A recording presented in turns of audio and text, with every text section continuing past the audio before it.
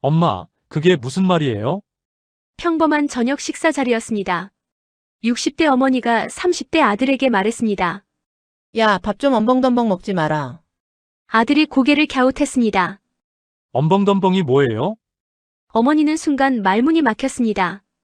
평생 써온 말인데 자식이 못 알아듣습니다. 이건 한 가정만의 이야기가 아닙니다.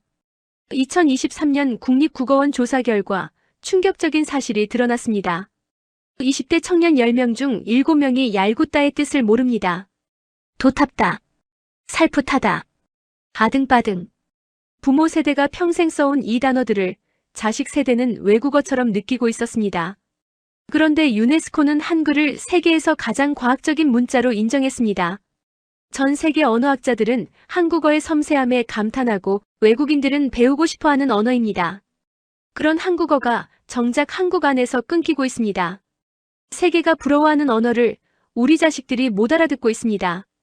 왜 이런 일이 벌어진 걸까요? 그리고 그 잊힌 단어들 속에는 대체 어떤 마음이 담겨 있었던 걸까요? 감동 소식통에서만 들을 수 있는 세대를 잇는 우리말 이야기. 지금 시작합니다. 이야기 시작하기 전에 구독과 좋아요 눌러주시면 더 좋은 영상 제작에 큰 힘이 됩니다. 항상 시청해주셔서 감사합니다. 안녕하세요. 저는 제임스 콜린스입니다. 영국 케임브리지 대학에서 한국어와 동아시아 언어를 연구하고 있습니다. 저는 30년 전 처음 한국어를 배웠습니다. 그때 저를 가르쳐 주신 분은 서울에 사시던 70이 넘으신 할머니였습니다. 그분은 저에게 이렇게 말씀하셨습니다. 얘야, 한국말은 그냥 뜻만 통하면 되는 게 아니여. 마음이 담겨야 해. 그 말씀이 무슨 뜻인지 저는 30년이 지나서야 이해하게 됐습니다. 어느 날 한국의 한 가정을 방문했을 때였습니다. 방금 말씀드린 그 장면을 직접 목격했습니다. 어머니가 아들에게 엄벙덤벙이라고 말했는데 아들이 무슨 뜻인지 몰랐습니다. 그 순간 저는 깨달았습니다. 한국어가 사라지는 게 아니었습니다. 한국어 안에 담긴 마음이 전달되지 않고 있었던 겁니다. 오늘 저는 여러분께 이야기하려 합니다. 자식들이 못 알아듣는 우리말 10가지, 그리고 그 말들 속에 담긴 한 세대의 마음에 대해서 제가 한국어를 처음 배울 때 사전에서 가장 오래 들여다본 단어가 있었습니다. 바로 얄궂다입니다. 영어로는 도저히 번역이 되지 않았습니다. 스트레인지, 아드, 아이라닉, 미스처버스, 언포처넛. 이 단어들을 아무리 조합해도 얄궂다가 품고 있는 그 미묘한 감정에는 닿지 못했습니다. 그래서 저는 그 할머니께 여쭤봤습니다. 할머니, 얄궂다가 정확히 무슨 뜻이에요? 할머니는 창밖을 보시며 이렇게 말씀하셨습니다. 글쎄다. 얄궂다는 말이여 뭔가 안 맞는 거여. 근데 그냥 안 맞는 게 아니라 묘하게 삐딱하게 안 맞는 거지. 날씨가 얄궂다 그러면 그냥 흐린 게 아니여. 소풍 가려는데 비가 올 것 같기도 하고 안 올 것 같기도 하고 그런 심술궂은 날씨 있자녀. 그게 얄궂은 거여. 저는 그제야 이해했습니다. 얄궂다는 단순히 상황을 묘사하는 단어가 아니었습니다. 그 상황을 바라보는 사람의 감정, 약간의 서운함, 약간의 체념, 그리고 약간의 쓴웃음까지 담긴 단어였습니다. 한국어에는 이런 단어가 참 많습니다. 상황과 감정을 동시에 담는 단어. 서양 언어에서는 문장 전체로 설명해야 할 것을 한국어는 단어 하나로 압축합니다. 그래서 한국어는 시적인 언어라고 불립니다. 그래서 한국 노래 가사가 그토록 깊은 울림을 주는 겁니다. 그런데 문제는 이 단어를 젊은 세대가 모른다는 것입니다. 2022년 한 방송사에서 20대를 대상으로 얄궂다의 뜻을 물었습니다. 10명 중 7명이 모른다고 답했습니다. 그나마 안다고 답한 3명 중에서도 정확한 뜻을 설명한 사람은 단 1명뿐이었습니다. 더 충격적인 건 그 다음이었습니다. 얄궂다를 다른 말로 바꾸면 뭘까요? 라는 질문에 대부분이 이렇게 답했습니다. 이상하다, 웃기다, 짜증나다. 저는 그 답변들을 보며 안타까웠습니다. 이상하다는 판단입니다. 웃기다는 반응입니다. 짜증나다는 감정의 폭발입니다. 하지만 얄궂다는 다릅니다. 얄궂다는 상황을 받아들이면서도 그 안에서 느끼는 미묘한 불편함을 인정하는 단어입니다. 화를 내지도 않고 웃어넘기지도 않고 그저 그렇구나 하고 받아들이는 성숙한 감정이 담긴 단어입니다. 한국의 시니어 세대는 이 단어를 자주 썼습니다. 왜냐하면 그 세대는 세상이 뜻대로 되지 않는다는 걸 일찍 배웠기 때문입니다. 전쟁을 겪었습니다. 가난을 겪었습니다. 열심히 일해도 안 되는 시절을 겪었습니다. 그래서 세상이 얄궂다는 걸 알았습니다. 그리고 그 얄궂음을 견디는 법도 알았습니다. 얄궂다라는 단어에는 그 모든 경험이 녹아 있습니다. 세상이 내 뜻대로 안 된다는 것. 그래도 원망하지 않고 살아간다는 것. 그 체념과 수용, 그리고 담담한 유머까지. 저는 케임브리지에서 학생들에게 한국어를 가르칠 때 이 단어를 꼭 설명합니다. 그리고 이렇게 말합니다. 이 단어 하나를 이해하면 한국인의 정서를 반쯤은 이해한 겁니다. 학생들은 처음에 고개를 갸웃합니다. 하지만 한국 영화를 보고 한국 노래를 듣고 한국 사람들과 대화를 나누다 보면 어느 순간 깨닫습니다. 아, 이게 얄궂다는 감정이구나. 그런데 정작 한국의 젊은 세대는 이 단어를 모릅니다. 그들은 얄궂다 대신 빡친다. 짜증나, 뭐야 이게라고 말합니다. 물론 그 표현들도 한국어입니다. 하지만 그 표현들에는 받아들임이 없습니다. 오직 반응만 있습니다. 저는 이것이 단순한 어휘력 문제가 아니라고 생각합니다. 얄궂다를 모른다는 건 그 감정을 느낄 기회가 없었다는 뜻일 수도 있습니다. 혹은 그 감정을 표현할 필요를 못 느낀다는 뜻일 수도 있습니다. 시니어 세대가 얄궂다고 말할 때 그건 단순한 불평이 아니었습니다. 그건 인생을 바라보는 하나의 태도였습니다. 세상이 완벽하지 않다는 걸 알면서도 그 안에서 살아가는 사람의 지혜였습니다. 그 지혜가 단어와 함께 사라지고 있습니다. 얄궂다가 사라지면 그 감정을 느끼는 방법도 잊히는 건 아닐까요? 저는 가끔 한국의 가을 하늘을 보며 생각합니다. 맑다가도 흐리고 흐리다가도 맑은 그 날씨. 한국 사람들은 그걸 얄궂은 날씨라고 불렀습니다. 그 표현 속에는 자연을 원망하지 않는 마음이 있었습니다. 그저 그런가 보다 하고 받아들이는 너그러움이 있었습니다. 그 너그러움을 이제 누가 전해줄 수 있을까요? 자식들이 얄궂다를 모른다면 부모가 알려줘야 합니다. 그게 한국어를 지키는 일이고 한국인의 마음을 잇는 일이라고 저는 믿습니다. 얄궂다가 세상을 바라보는 눈이라면 엄벙덤벙은 사람을 바라보는 눈입니다. 제가 한국에서 처음 이 단어를 들은 건 서울의 한 시장에서였습니다. 좁은 골목길, 채소를 파는 노점 앞이었습니다. 할머니 한 분이 젊은 직원에게 뭐라고 말씀하셨습니다. 아이고, 자네는 왜 그렇게 엄벙덤벙이야. 손님 물건 챙기는 건 찬찬히 해야지. 저는 그 자리에서 멈춰 섰습니다. 엄벙덤벙이라는 소리가 귀에 꽂혔기 때문입니다. 발음 자체가 독특했습니다. 입 안에서 굴러다니는 것 같은 둥글둥글한 소리였습니다. 그래서 저는 그 할머니께 조심스럽게 여쭤봤습니다. 할머니, 엄벙덤벙이 무슨 뜻이에요? 할머니는 웃으시며 이렇게 답하셨습니다. 엄벙덤벙. 그건 말이여, 허둥지둥하면서 대충대충 하는 거여. 근데 나쁜 뜻은 아니여. 저 녀석이 성격이 급해서 그래. 마음은 착한데 손이 마음을 못 따라가는 거지. 저는 그 설명에서 중요한 걸 발견했습니다. 엄벙덤벙은 단순한 비난이 아니었습니다. 그 안에는 이해가 있었습니다. 저 사람이 왜 저러는지 안다는 공감이 들어 있었습니다. 영어에도 비슷한 표현이 있습니다. 클럼지, 캘러스, 슬라피. 하지만 이 단어들은 차갑습니다. 그냥 잘못했다는 판단만 있습니다. 반면에 엄벙덤벙에는 온기가 있습니다. 야, 너 왜 그러니라고 말하면서도 그래도 내가 나쁜 건 아니야라는 뜻이 숨어 있습니다. 한국의 부모들은 이 단어를 자식에게 자주 썼습니다. 아이가 밥을 먹다가 국을 엎으면 엄벙덤벙 먹지 말라고 했습니다. 숙제를 대충 하면 엄벙덤벙 하지 말고 똑바로 해라고 했습니다. 그건 혼내는 말이었지만 동시에 가르치는 말이었습니다. 천천히 해라, 정성을 들여라. 내가 잘할 수 있다는 걸 안다는 기대가 담긴 말이었습니다. 그래서 이 말을 들은 아이들은 크게 상처받지 않았습니다. 오히려 내가 조심해야겠구나 하고 스스로 고쳤습니다. 꾸중과 사랑이 함께 들어있었기 때문입니다. 저는 한국어의 이런 특성이 놀라웠습니다.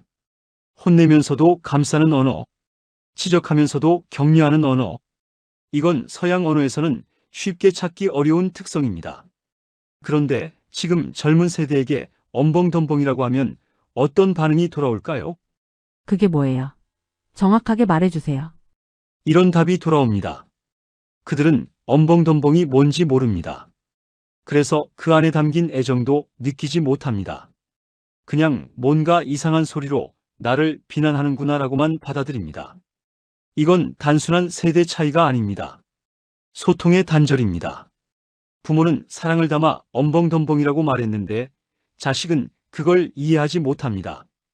부모의 마음이 전달되지 않는 겁니다. 그 사이에서 오해가 생기고 서운함이 쌓입니다.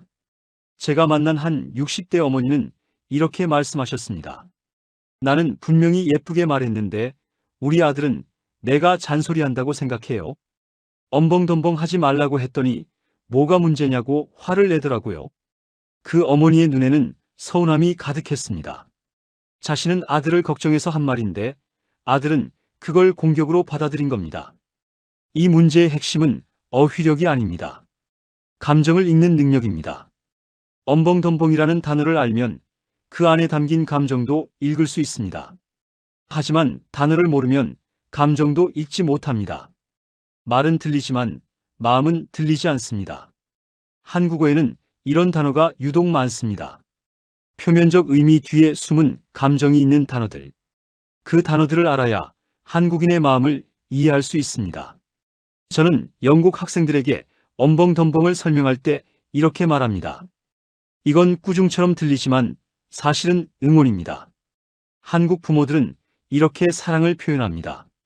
학생들은 신기해합니다. 혼내는 말에 사랑이 담겨 있다니 그들로서는 낯선 개념이기 때문입니다. 하지만 한국의 시니어 세대는 이걸 본능적으로 알았습니다. 그래서 엄벙덤벙이라는 말을 듣고도 상처받지 않았습니다. 오히려 나를 걱정해 주는구나라고 느꼈습니다. 그 감각이 지금 끊기고 있습니다. 젊은 세대는 엄벙덤벙을 모릅니다.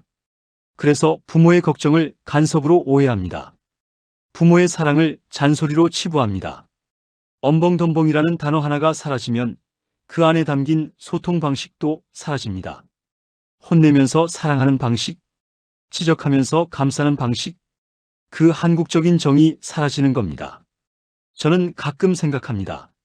만약 한국의 모든 부모가 엄벙덤벙 대신 너 왜 그렇게 못하니라고 말한다면 한국 가정의 분위기가 얼마나 달라질까요? 엄벙덤벙에는 부드러움이 있습니다.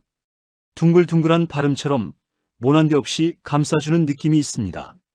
그 느낌을 지금 세대에게 전해줘야 합니다. 말을 가르치는 게 아니라 마음을 전하는 겁니다. 엄벙덤벙이라는 말 속에 담긴 한국 부모들의 사랑을 전하는 겁니다. 얄궂다가 세상을 보는 눈이고 엄벙덤벙이 사람을 보는 눈이라면 지레짐작은 관계를 보는 눈입니다. 저는 이 단어를 처음 들었을 때 번역에 꼬박 사흘이 걸렸습니다. 짐작은 알겠는데 지레가 무슨 뜻인지 도무지 감이 잡히지 않았기 때문입니다. 사전을 찾아보니 지레는 미리, 앞서서라는 뜻이었습니다. 그러니까 지레 짐작은 미리 짐작하다, 즉 상대가 말하기도 전에 먼저 판단해버리는 것을 의미했습니다. 하지만 사전적 의미만으로는 부족했습니다. 이 단어가 어떤 상황에서 쓰이는지, 어떤 감정을 담고 있는지 알 수 없었습니다. 그래서 저는 한국인 친구에게 물었습니다. 지레 짐작이 정확히 어떤 느낌이야? 친구는 잠시 생각하더니 이렇게 설명해 줬습니다. 예를 들어볼게. 내가 친구한테 뭔가 부탁하려고 하는데 말도 꺼내기 전에 그 친구가 너 또 돈 빌리려는 거지? 라고 하면 어떨 것 같아? 그게 지레짐작이야. 상대방 말을 끝까지 안 듣고 자기 생각대로 먼저 결론 내버리는 거지.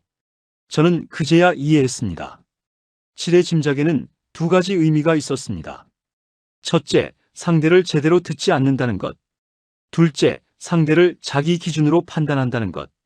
이건 단순히 오해와는 다른 개념이었습니다. 오해는 의도치 않게 생기는 것이지만 지레짐작은 듣기를 포기하고 먼저 결론을 내리는 것입니다. 상대에 대한 존중이 빠져 있는 겁니다. 한국의 어르신들은 이 단어를 경계의 의미로 자주 썼습니다. 자식에게, 손주에게, 젊은 사람들에게 이렇게 말씀하셨습니다. 그거 지레짐작하지 마라. 이 말 속에는 지혜가 담겨 있었습니다. 사람은 쉽게 다른 사람을 판단하려 든다는 것. 하지만 그 판단이 틀릴 때가 많다는 것. 그러니 섣불리 결론 내지 말고 끝까지 들어보라는 것. 저는 이것이 굉장히 성숙한 태도라고 생각합니다. 인간관계에서 가장 중요한 건 경청입니다. 상대의 말을 끝까지 듣고 그 사람의 입장에서 생각해 보는 것. 지레짐작하지 마라는 말은 바로 그걸 가르치는 말이었습니다. 그런데 안타깝게도 지금 젊은 세대는 이 단어를 잘 모릅니다. 제가 한국의 대학에서 강연을 했을 때 학생들에게 지레짐작의 뜻을 물어봤습니다. 손을 든 학생이 거의 없었습니다. 한 학생이 조심스럽게 대답했습니다. 그냥 오해 아니에요? 저는 고개를 저었습니다. 오해와 지레짐작은 다릅니다. 오해는 정보가 부족해서 생기는 실수입니다. 하지만 지레짐작은 정보를 얻으려는 노력 자체를 포기하는 겁니다. 이 차이가 왜 중요할까요? 현대 사회는 빠릅니다. 모든 것이 빠르게 지나갑니다. 뉴스도 빠르고 대화도 빠르고 판단도 빠릅니다. 그래서 사람들은 상대의 말을 끝까지 듣지 않습니다. 처음 몇 마디만 듣고 바로 결론을 내립니다. 그게 효율적이라고 생각합니다. 하지만 그렇게 하면 관계가 무너집니다. 상대는 자신이 존중받지 못한다고 느낍니다. 내 말을 끝까지 안 듣네. 내가 뭘 말하든 이미 결론 내렸네. 그런 생각이 들면 대화를 계속할 이유가 없어집니다. 한국의 시니어 세대가 지레짐작하지 마라고 말한 건 바로 이걸 경고한 겁니다. 빠른 판단이 효율적일 수 있지만 관계를 망칠 수도 있다는 것. 사람 사이에서는 느림이 필요하다는 것. 끝까지 듣는 인내가 필요하다는 것. 저는 이 단어가 한국어의 지혜를 보여준다고 생각합니다. 영어에는 지레짐작에 딱 맞는 단어가 없습니다. jumping to conclusions라는 표현이 있지만 이건 문장입니다. 프리저시라는 단어가 있지만 이건 좀 더 공식적인 느낌입니다. 반면에 한국어의 지레짐작은 일상에서 쓰는 따뜻한 경고입니다. 야, 지레짐작하지 마. 이 한마디에 끝까지 들어봐. 내 생각이 틀릴 수도 있어. 상대를 존중해라는 의미가 모두 담겨 있습니다. 그런데 젊은 세대가 이 단어를 모르면 이 경고도 전달되지 않습니다. 그들은 지레짐작이 뭔지 모르니까 자신이 지레짐작하고 있다는 것도 모릅니다. 스스로를 돌아볼 기회가 없어지는 겁니다. 언어는 단순히 소통 도구가 아닙니다. 언어는 생각의 틀입니다. 지레짐작이라는 단어를 알면 그 개념으로 자신의 행동을 점검할 수 있습니다. 하지만 단어를 모르면 개념 자체가 희미해집니다. 저는 한국의 부모님들께 부탁드리고 싶습니다. 자녀에게 지레짐작이라는 말을 가르쳐 주세요. 그리고 왜 지레짐작하면 안 되는지 설명해 주세요. 그게 단순히 옛날 말을 전하는 게 아닙니다. 경청의 지혜를 전하는 겁니다. 관계를 지키는 법을 전하는 겁니다. 지레짐작하지 마라. 이 한마디가 한 사람의 인생을 바꿀 수 있습니다. 상대의 말을 끝까지 듣는 사람은 결국 더 깊은 관계를 맺을 수 있기 때문입니다. 지금까지 얄궂다, 엄벙덤벙, 지레짐작을 이야기했습니다. 이 단어들은 감정과 태도를 담은 섬세한 표현들이었습니다. 하지만 이번에 말씀드릴 단어는 조금 다릅니다. 이 단어에는 감정만이 아니라 한 세대의 삶 전체가 담겨 있습니다. 바로 아등바등입니다. 저는 이 단어를 처음 들었을 때 그 소리 자체에서 무언가를 느꼈습니다. 아등바등. 마치 숨이 가쁜 것 같은 소리. 무언가를 붙잡으려고 발버둥 치는 것 같은 소리. 이 단어는 발음만으로도 의미를 전달하고 있었습니다. 사전을 찾아보니 아등바등은 힘겹게 버티며 애쓰는 모양이라고 적혀 있었습니다. 하지만 이 정의는 너무 단순했습니다. 아등바등 안에는 사전이 담지 못하는 무게가 있었습니다. 제가 이 단어의 진짜 의미를 알게 된 건 한국의 한 시골 마을에서였습니다. 저는 한국어 현지 연구를 위해 전라도의 작은 마을을 방문한 적이 있습니다. 그곳에서 80이 넘은 할아버지 한 분을 만났습니다. 할아버지는 평생 농사를 지으셨다고 했습니다. 저는 할아버지께 인생에 대해 여쭤봤습니다. 할아버지는 담배를 한 모금 피우시고 먼 산을 바라보시며 이렇게 말씀하셨습니다. 인생이 뭐여, 그냥 아등바등 살았지. 배고프면 일하고, 일해도 배고프면 또 일하고, 자식들 먹여 살리려고 아등바등, 논 지키려고 아등바등, 그렇게 살다 보니까 여기까지 온 거여. 저는 그 말씀을 듣고 한동안 아무 말도 할 수 없었습니다. 아등바등이라는 단어 하나에 할아버지의 80년 인생이 압축돼 있었기 때문입니다. 전쟁 후의 폐허, 보릿고개의 굶주림, 새벽부터 밤까지 이어진 노동, 그래도 포기하지 않고 버텨낸 세월, 그 모든 것이 아등바등이었습니다. 영어에는 이런 단어가 없습니다. 스트러걸링, 서바이빙, 퍼서비링. 이 단어들은 모두 아등바등의 일부만 담고 있습니다. 스트러걸링은 힘듦을 말하지만 끈기를 말하지 않습니다. 서바이빙은 생존을 말하지만 그 과정의 고됨을 말하지 않습니다. 퍼서비링은 인내를 말하지만 숨가쁜 절박함을 말하지 않습니다. 반면에 아등바등은 이 모든 것을 하나로 담습니다. 힘들고 급하고 간절하고 그래도 포기 안 하는 그 복합적인 감정이 아등바등 네 글자 안에 들어 있습니다. 한국의 시니어 세대는 이 단어를 자연스럽게 씁니다. 그분들에게 아등바등은 단순한 부사가 아닙니다. 자신의 인생을 설명하는 단어입니다. 자신이 어떻게 살아왔는지를 한마디로 정리하는 단어입니다. 그런데 젊은 세대에게 아등바등이라고 하면 어떤 반응이 돌아올까요? 그거 그냥 열심히 산 거 아니에요. 저는 이 대답을 들을 때마다 안타까움을 느낍니다. 열심히와 아등바등은 완전히 다른 단어입니다. 열심히는 긍정적인 단어입니다. 목표를 향해 노력하는 모습을 떠올리게 합니다. 운동선수가 열심히 훈련하고 학생이 열심히 공부하는 그런 이미지입니다. 하지만 아등바등은 다릅니다. 아등바등에는 선택이 없습니다. 해야 하니까 하는 겁니다. 안 하면 죽으니까 하는 겁니다. 목표가 아니라 생존이 걸려 있습니다. 한국의 시니어 세대가 아등바등 살았다고 말할 때 그건 자랑이 아닙니다. 그건 고백입니다. 나는 그렇게밖에 살 수 없었다는 담담한 인정입니다. 거기에는 자부심도 있지만 서러움도 있습니다. 왜 나는 그렇게 힘들게 살아야 했을까라는 한숨도 섞여 있습니다. 젊은 세대가 아등바등을 열심히로 번역하면 이 모든 감정이 사라집니다. 그 세대의 고됨이 희석됩니다. 그 세대의 서러움이 보이지 않게 됩니다. 저는 이것이 세대 간 이해의 단절이라고 생각합니다. 부모님이 아등바등 살았다고 말할 때 자녀가 그 무게를 느끼지 못하면 어떻게 될까요? 아, 열심히 사셨구나 정도로 넘기면 부모님의 마음이 전달되지 않습니다. 부모님은 자신의 인생을 이해받지 못한다고 느낍니다. 자녀는 부모님의 인생이 얼마나 힘들었는지 깨닫지 못합니다. 그 사이에서 마음의 거리가 생깁니다. 아등바등이라는 단어를 이해한다는 건 단순히 사전적 의미를 아는 게 아닙니다. 그 단어를 써야 했던 시대를 이해한다는 겁니다. 그 단어로 자신을 표현할 수밖에 없었던 사람들의 삶을 이해한다는 겁니다. 저는 한국의 젊은 세대에게 부탁드리고 싶습니다. 부모님이 아등바등이라고 말씀하시면 그 단어에 담긴 무게를 느껴보시기 바랍니다. 그게 단순한 옛날 말이 아닙니다. 그분들의 인생 전체가 담긴 말입니다. 그리고 시니어 세대에게도 부탁드립니다. 아등바등이라는 말을 자녀에게 설명해 주세요.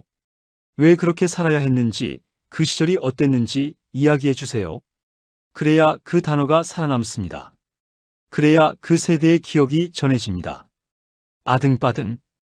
이 네 글자에는 한국 현대사가 담겨 있습니다. 전쟁과 가난을 이겨낸 세대의 땀과 눈물이 담겨 있습니다. 그 단어를 잊으면 그 역사도 잊히는 겁니다. 지금까지 저는 개인의 감정과 태도를 담은 단어들을 이야기했습니다. 얄궂다는 세상을 바라보는 눈이었고, 엄벙덤벙은 사람을 대하는 마음이었고, 지레짐작은 관계에서의 경계였고, 아등바등은 삶의 무게였습니다. 이번에 말씀드릴 단어는 조금 다릅니다. 이 단어는 관계 그 자체를 표현하는 말입니다. 두 사람 사이의 깊이, 신뢰, 그리고 품격을 담은 단어입니다. 바로 도탑다입니다. 저는 이 단어를 처음 들었을 때 발음에서 따뜻함을 느꼈습니다. 도탑다? 둥글고 부드러운 소리, 입 안에서 굴러다니는 것 같은 포근한 느낌. 이 단어는 소리만으로도 좋은 관계를 떠올리게 했습니다.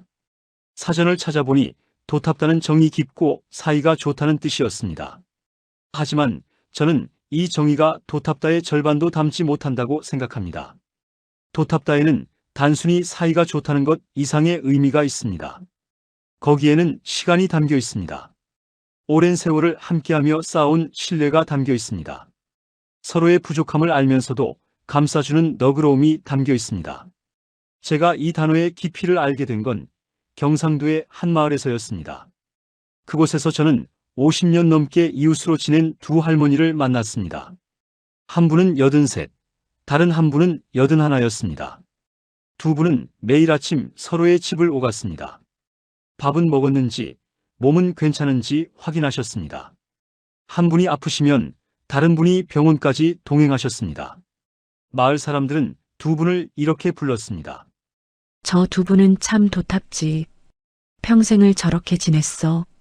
저는 그 표현이 인상적이었습니다. 친하다고 하지 않고 도탑다고 했습니다. 그 차이가 무엇인지 궁금해서 마을 어르신께 여쭤봤습니다.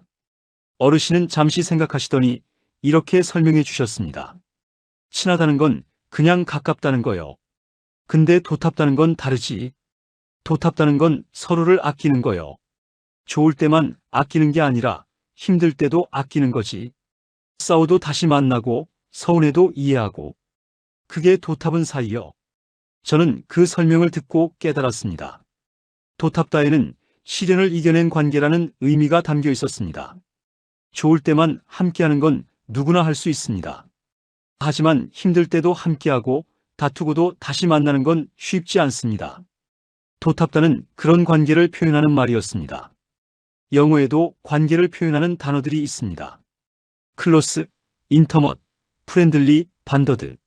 하지만 이 단어들은 모두 현재 상태만 말합니다. 지금 가깝다, 지금 친밀하다. 반면에 도탑다에는 과거와 미래가 함께 들어 있습니다. 오랫동안 가까웠고 앞으로도 가까울 것이다. 어려운 일을 함께 겪었고 앞으로도 함께 할 것이다. 시간의 두께가 담긴 단어입니다. 그래서 도탑다는 쉽게 쓸 수 없는 단어입니다. 만난 지 얼마 안 된 사이에는 쓰지 않습니다. 오랜 시간을 함께하고 서로를 깊이 알게 된 뒤에야 쓸 수 있는 단어입니다. 한국의 시니어 세대는 이 단어를 자주 썼습니다. 부부 사이를 표현할 때, 오랜 친구 사이를 표현할 때, 형제자매 사이를 표현할 때, 도탑다는 관계의 품격을 말하는 단어였습니다. 그런데 지금 젊은 세대에게 도탑다라고 하면 어떤 반응이 돌아올까요? 대부분 이 단어를 모릅니다. 알더라도 정확한 느낌을 모릅니다. 그들이 쓰는 표현은 다릅니다. 찐친, 베프, 소울메이트, 케미. 이 표현들도 좋은 관계를 말합니다. 하지만 도탑다와는 결이 다릅니다. 찐친은 진짜 친구라는 뜻입니다.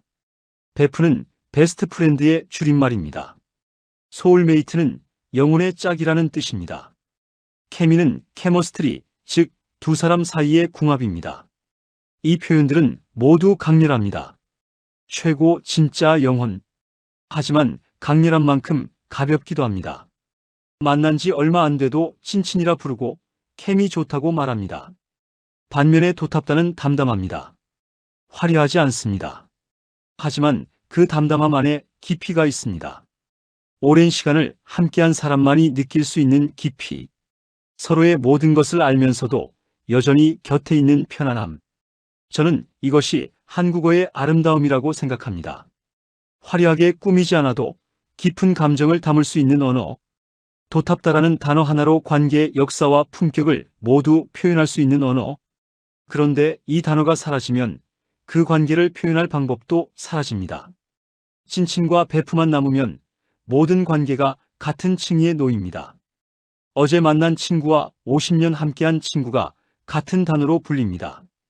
그건 언어의 손실입니다. 동시에 관계에 대한 인식의 손실이기도 합니다. 도탑다라는 단어를 아는 사람은 그런 관계를 꿈꿉니다. 오래도록 서로를 아끼는 관계, 힘들 때도 함께하는 관계. 도탑은 사이가 되기 위해 노력합니다. 하지만 이 단어를 모르면 그런 관계의 개념 자체가 희미해집니다. 빠르게 친해지고 빠르게 멀어지는 관계만 남습니다. 저는 한국의 시니어 세대에게 부탁드립니다. 자녀에게, 손주에게 도탑다라는 말을 가르쳐 주세요. 그리고 도탑은 관계가 어떤 것인지 보여주세요. 그게 단순히 옛날 말을 전하는 게 아닙니다. 관계의 품격을 전하는 겁니다. 사람 사이의 깊이를 전하는 겁니다. 도탑다? 이 따뜻한 단어가 다음 세대에도 이어지기를 바랍니다. 앞서 도탑다가 관계의 깊이를 표현하는 단어라고 말씀드렸습니다. 이번에 소개할 단어는 감정의 결을 표현하는 말입니다. 바로 살풋하다입니다. 저는 한국어를 연구하면서 수많은 단어를 만났습니다. 그 중에서 가장 아름답다고 느낀 단어가 바로 이 살풋하다입니다. 발음부터 그렇습니다. 살풋하다. 바람이 스치듯 가볍게 지나가는 소리, 나뭇잎이 살랑거리는 것 같은 소리. 이 단어는 발음 자체가 하나의 시입니다. 사전에는 살풋하다가 감정이나 태도가 은근하고 부드러운 상태라고 적혀 있습니다. 하지만 이 정의는 너무 건조합니다. 살풋하다가 담고 있는 섬세한 감정을 전혀 살리지 못합니다. 제가 이 단어의 진짜 의미를 알게 된 건 한국의 한 찻집에서였습니다. 서울 인사동의 오래된 전통 찻집이었습니다. 저는 그곳에서 60이 넘은 여성분을 만났습니다. 그분은 젊은 시절 한복을 만드는 일을 하셨다고 했습니다. 저는 그분께 한국어의 아름다운 표현에 대해 물었습니다. 그분은 차를 한 모금 마시고 이렇게 말씀하셨습니다. 살풋하다라는 말 알아요? 그게 참 예쁜 말이에요. 예를 들어서요. 누가 웃는데 환하게 웃는 게 아니라 입꼬리만 살짝 올라가는 거예요. 눈은 웃는 것 같기도 하고 아닌 것 같기도 하고. 그게 살풋한 미소예요. 모든 걸 다 보여주지 않는 거죠. 은근하게, 부드럽게. 저는 그 설명을 듣고 감탄했습니다. 살풋하다는 절제의 미학을 담은 단어였습니다. 서양 문화에서는 감정을 크게 표현하는 것이 미덕입니다. 환하게 웃고 크게 반기고 분명하게 표현합니다. 하지만 한국 문화에서는 감정을 은근하게 드러내는 것도 아름다움입니다. 다 보여주지 않고 남겨두는 여백. 그 여백이 만드는 깊이. 살풋하다는 바로 그 여백의 미학을 담은 단어입니다. 살풋한 미소, 살풋한 눈빛, 살풋한 손길. 이 표현들에는 공통점이 있습니다. 강하지 않습니다. 하지만 오래 남습니다. 은근하기 때문에 더 깊이 스며듭니다. 한국의 시니어 세대는 이 단어를 자연스럽게 썼습니다. 사람을 묘사할 때, 분위기를 표현할 때, 감정을 전할 때, 살풋하다는 섬세한 감정을 포착하는 그물 같은 단어였습니다. 그런데 지금 젊은 세대에게 살풋하다라고 하면 어떤 반응이 돌아올까요? 대부분 이 단어를 모릅니다. 들어본 적이 없다고 합니다. 그들이 쓰는 표현은 다릅니다. 살짝 웃었다. 좀 웃었다. 미소 지었다. 이 표현들도 비슷한 상황을 묘사합니다. 하지만 살풋하다와는 완전히 다릅니다. 살짝 웃었다는 동작의 크기를 말합니다. 얼마나 웃었는지를 설명합니다. 하지만 살풋한 미소는 감정의 결을 말합니다. 어떤 느낌의 미소인지를 표현합니다. 살짝은 양적 표현입니다. 살풋은 질적 표현입니다. 이 차이가 왜 중요할까요? 인간의 감정은 양으로 측정할 수 없습니다. 많이 슬프다, 조금 기쁘다라고 말할 수 있지만 그건 감정의 겉면만 긁는 겁니다. 감정의 진짜 깊이는 그 결에 있습니다. 어떤 종류의 슬픔인지, 어떤 색깔의 기쁨인지. 살풋하다는 바로 그 결을 표현하는 단어입니다. 은근하면서 부드럽고 드러나지 않으면서 깊은. 이런 감정을 표현할 수 있는 단어가 있다는 건 그 문화가 그만큼 섬세하다는 뜻입니다. 저는 한국어의 감정 표현이 세계에서 가장 섬세하다고 생각합니다. 살풋하다 말고도 비슷한 단어들이 많습니다. 아련하다, 애잔하다, 아슬하다, 서글프다. 이 단어들은 모두 감정의 미세한 결을 포착합니다. 영어에는 이런 단어가 부족합니다. 서털, 젠털, 사프트. 이 단어들은 일반적인 형용사입니다. 살풋하다처럼 특정한 감정의 결을 정확히 짚어내는 단어가 없습니다. 그래서 한국 시와 노래가 그토록 아름다운 겁니다. 살풋한 미소라는 표현 하나로 수백 마디 설명보다 더 정확하게 감정을 전달할 수 있기 때문입니다. 그런데 젊은 세대가 살풋하다를 모르면 이 섬세함이 사라집니다. 감정을 표현하는 도구가 줄어드는 겁니다. 살풋한 미소가 살짝 웃은 것으로 바뀌면 감정의 깊이가 얕아집니다. 저는 이것이 단순한 어휘력 감소가 아니라고 생각합니다. 감수성의 감소입니다. 섬세한 감정을 느끼고 표현하는 능력의 감소입니다. 언어가 생각을 만듭니다. 살풋하다라는 단어를 아는 사람은 살풋한 감정을 인식할 수 있습니다. 하지만 이 단어를 모르면 그 감정은 그냥 살짝으로 뭉뚱그려집니다. 미세한 결이 사라지는 겁니다. 제가 한국어를 가르칠 때 저는 살풋하다를 꼭 알려줍니다. 그리고 이렇게 말합니다. 이 단어를 알면 한국 영화를 볼 때 배우의 미소가 다르게 보일 겁니다. 한국 노래를 들을 때 가사가 다르게 들릴 겁니다. 학생들은 처음에는 어리둥절해합니다. 하지만 시간이 지나면 이해합니다. 아, 이게 살풋한 거구나. 그 순간 그들은 한국어의 섬세함을 느끼게 됩니다. 저는 한국의 시니어 세대에게 부탁드립니다. 살풋하다라는 말을 자녀에게 알려주세요. 그리고 살풋한 감정이 무엇인지 설명해 주세요. 그게 한국어의 아름다움을 지키는 일입니다.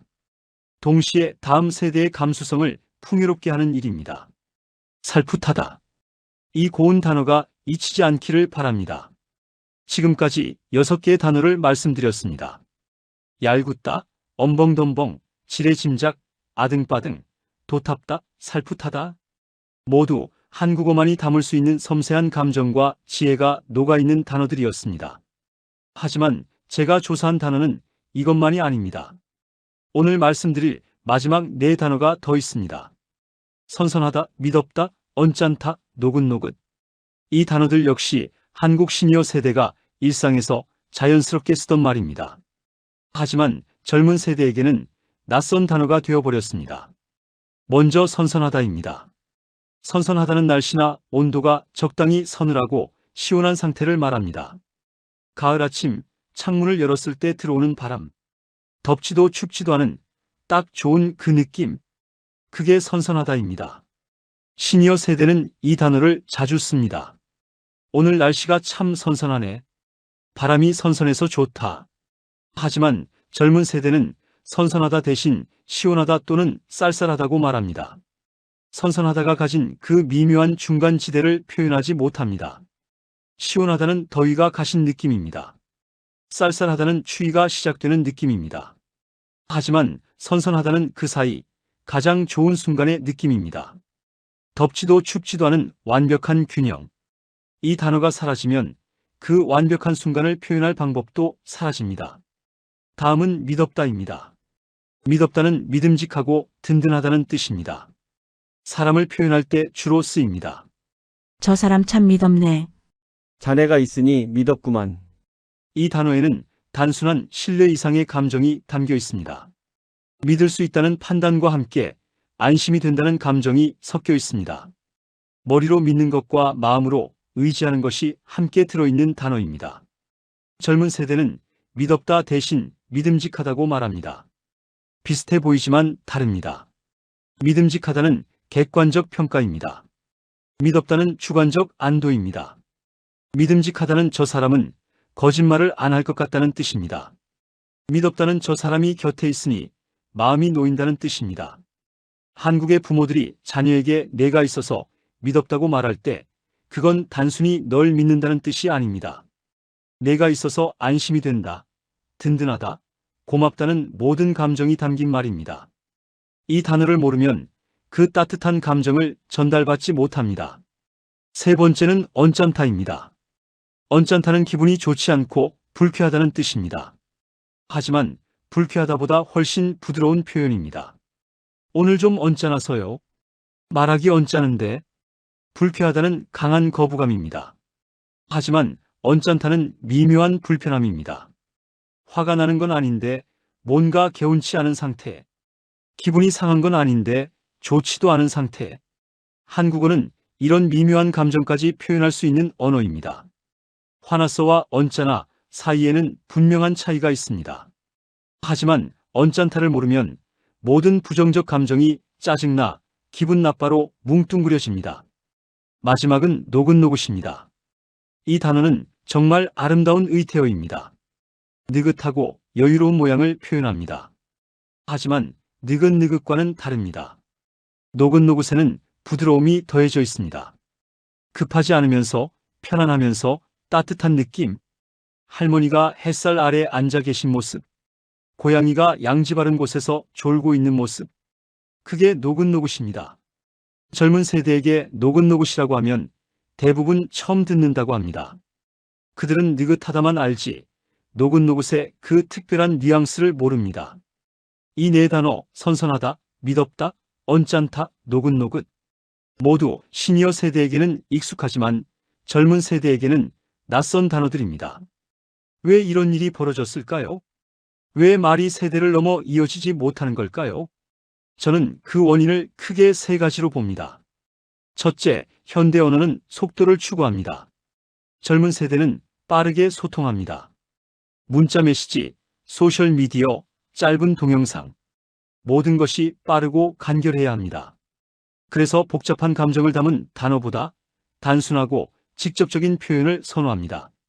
선선하다 대신 시원해, 미덥다 대신 믿어, 노긋노긋 대신 느긋해, 더 짧고 더 빠르고 더 간단한 표현을 선택합니다. 둘째, 감정의 스펙트럼이 줄어들고 있습니다. 현대 사회는 감정을 단순화합니다. 좋아요, 싫어요, 화나요, 슬퍼요. 이모티콘으로 표현할 수 있는 몇 가지 감정만 남습니다. 그 사이에 미묘한 감정들은 사라집니다. 언짢다와 화나다의 차이, 살풋하다와 살짝의 차이.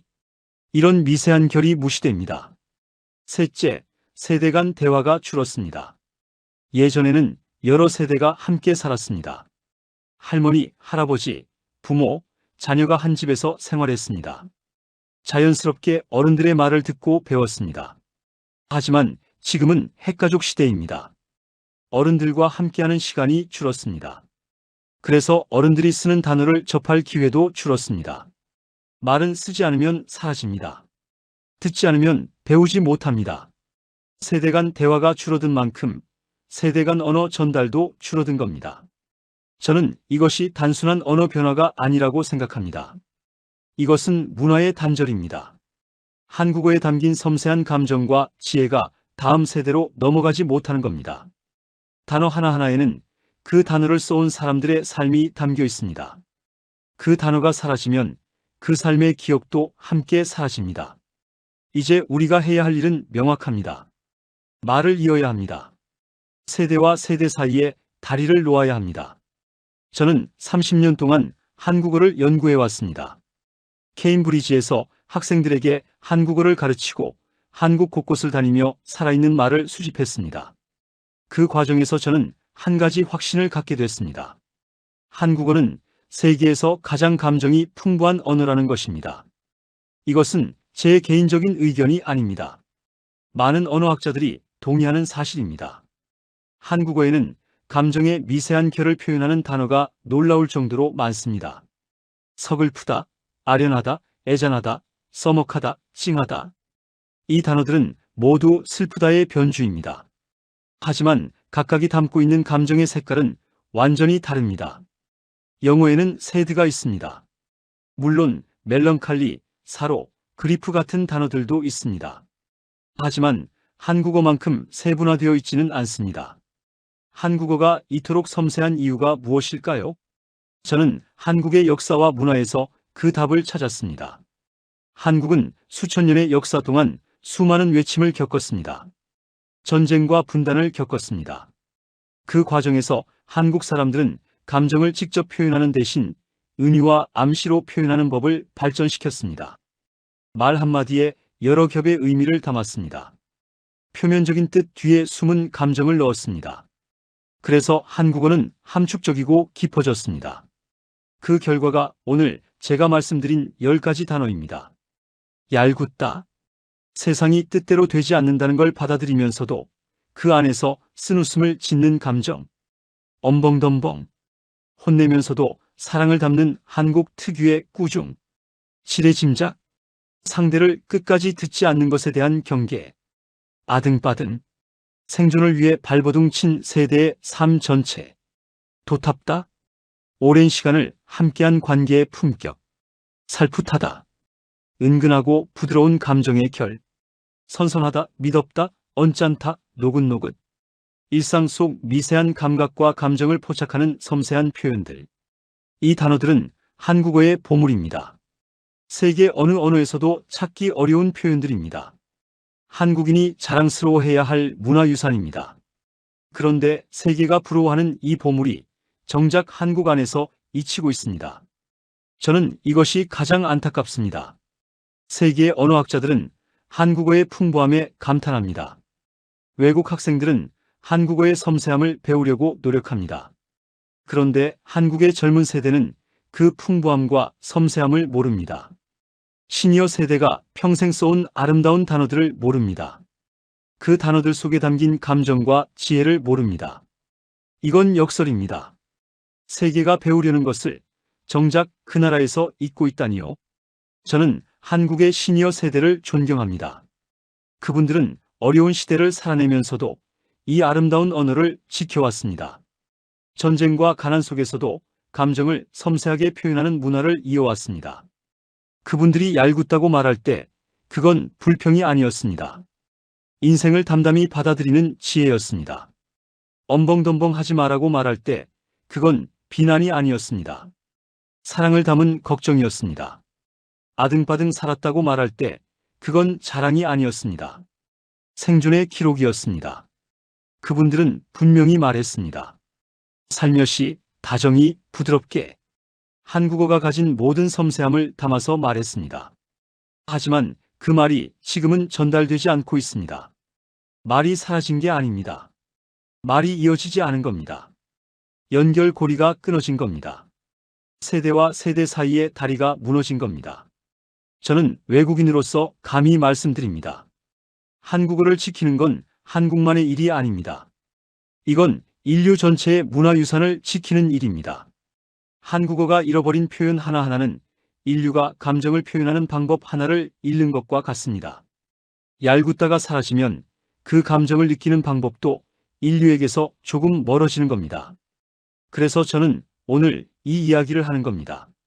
한국어의 아름다움을 한국 사람들에게 다시 알려드리고 싶어서입니다.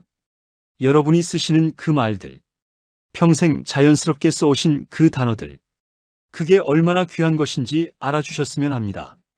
세계가 놀라는 언어입니다. 세계가 배우려는 언어입니다.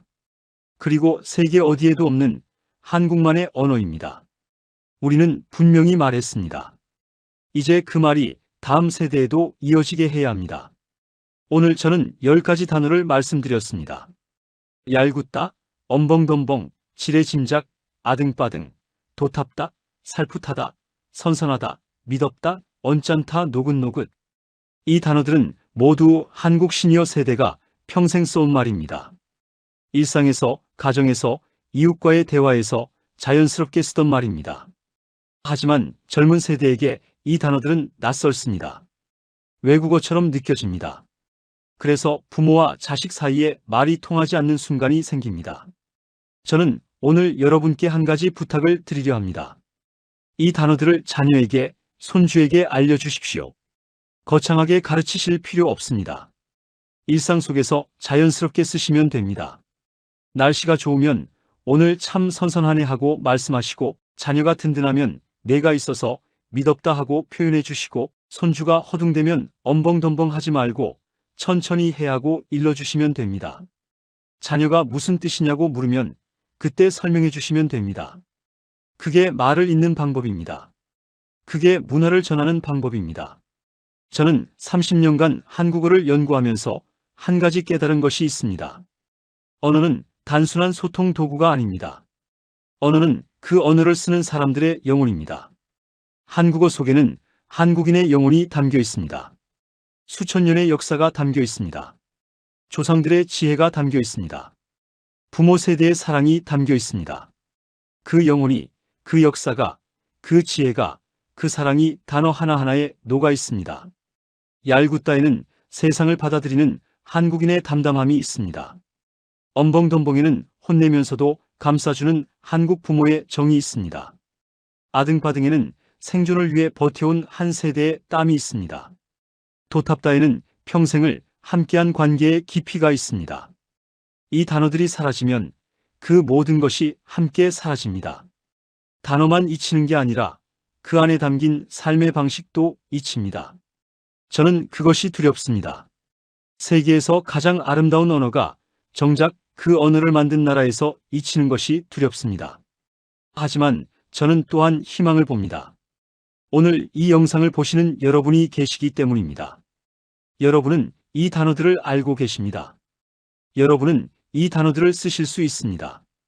여러분이 말씀하시면 이 단어들은 다음 세대로 이어집니다. 말은 쓰지 않으면 죽습니다. 하지만 한 사람이라도 쓰면 살아납니다. 여러분이 얄궂다고 말씀하시면 그 단어는 살아납니다. 여러분이 도탑다고 표현하시면 그 감정은 전해집니다. 여러분이 자녀에게 믿었다고 말씀하시면 그 사랑은 이어집니다. 그래서 저는 오늘 여러분께 마지막으로 여쭙고 싶습니다. 여러분은 요즘 자식들과 말이 잘 통하시나요? 아직 마음은 같은데 말이 달라졌다고 느끼신 적 있으신가요? 만약 그렇다면 오늘부터 시작해 주십시오. 여러분이 평생 쓰신 그 아름다운 단어들을 자녀에게 들려주십시오.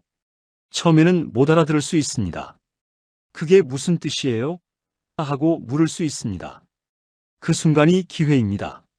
그때 설명해 주시면 그 말은 자녀의 마음속에 심어집니다. 그리고 언젠가 그 자녀가 자신의 자녀에게 같은 말을 쓰게 됩니다. 오늘 날씨가 참 선선하네. 너는 참 믿었구나. 우리 사이 참 도탑지? 그렇게 말은 이어집니다. 세대에서 세대로, 부모에서 자녀로, 마음에서 마음으로. 마지막으로 여러분께 하나만 더 부탁드립니다. 지금 댓글로 적어주세요. 여러분이 자식에게 꼭 전하고 싶은 우리말 한 단어.